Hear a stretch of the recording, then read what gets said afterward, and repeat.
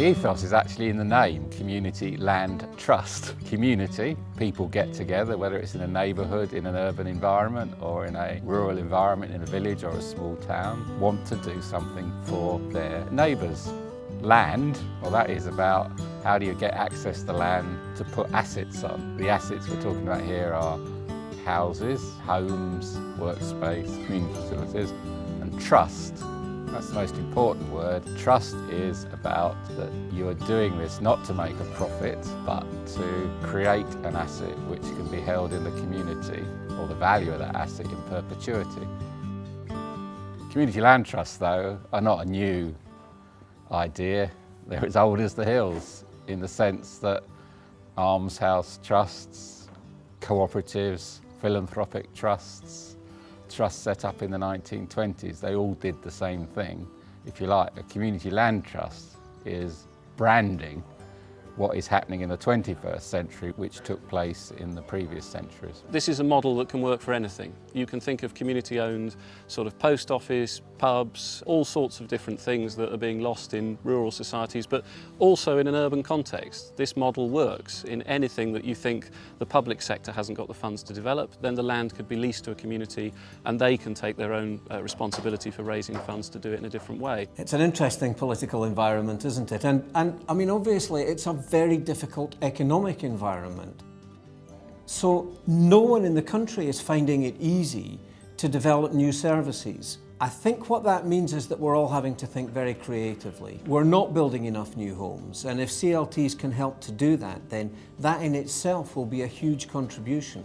In terms of delivering actual housing schemes, at the moment we've completed 36 houses, and we have several more under construction and several more in the pipeline. So things are on a roll at the moment. We've got something in the region of 12 communities who are setting up CLTs all at different stages, with Crosby Ravensworth being the lead trust. A lot of the pioneering CLTs have managed to deliver schemes under sometimes less than favourable conditions, but with enormous tenacity and personal commitment that they've put into it.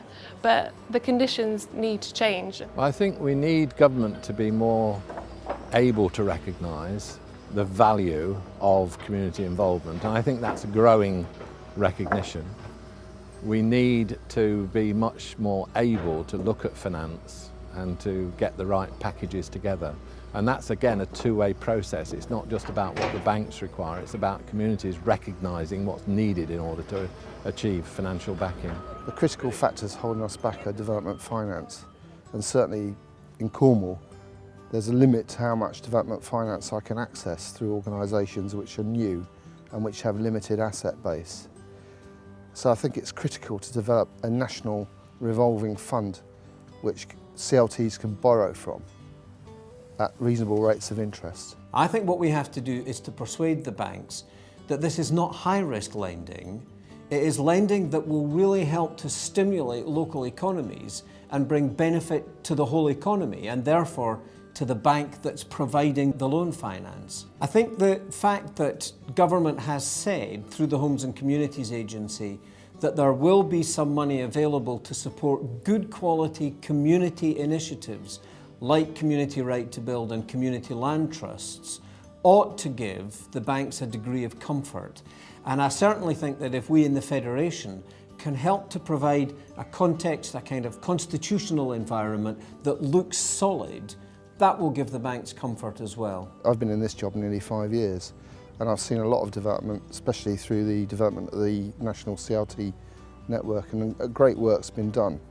Firstly through Salford University, then through Carnegie, now through the National Housing Federation, supported by the latter two. The resources that are available for CLTs in terms of publications, in terms of the website that's ever improving, has been phenomenal. Those of us that are practitioners in the umbrellas use those resources and rely on them. The thing that is great about it really is just that it's going back to the roots of what communities used to be about. They used to do things for themselves rather than sit back passively and hope that an external institution would do the right thing. The exhilarating thing about working in it is the energy and passion and drive that's released when you give people an opportunity to have much more of a role over the future of their communities. It's a way that the housing need could be addressed. It seems to be the top of everybody's agenda, the need for affordable housing. But this has shown that communities can make it happen. You know, people pitching in on their local patch, if every village did something similar, what a difference it would make.